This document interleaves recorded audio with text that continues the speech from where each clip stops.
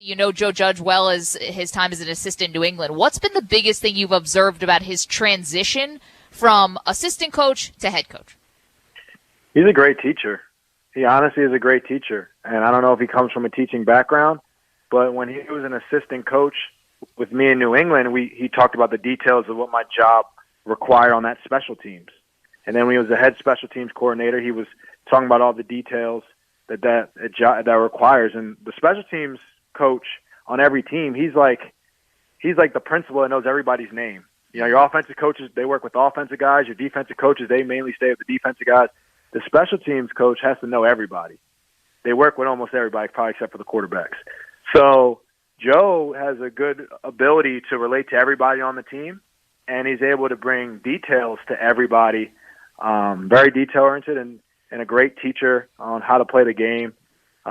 And I think he's doing a great job of that. And I think that's the biggest transition from him being my assistant coach to a head coach. He's doing a great job as a teacher, as a leader.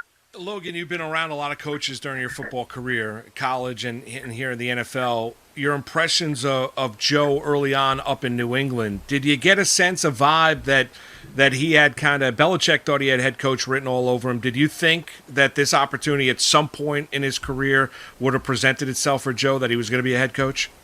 Oh, no doubt. I know he was headed to the head coach of college or head coach of NFL.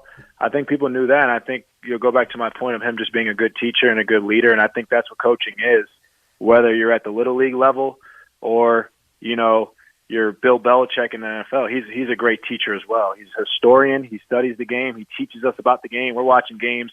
I remember in New England of black and white 1940s football when we were running triple option to learn how to defend the triple option, how it was invented, who invented the triple option and stuff like that. So you learn a lot. And I think Joe, to my last point, I think always has that ability to teach you the game. And I believe to play the game at a high level, you need to be a really smart football team as well. And that's what we're learning here. And I think if we're a little smarter situationally in some areas of the game and we play a full 4 quarters, I think we show we can compete with anybody.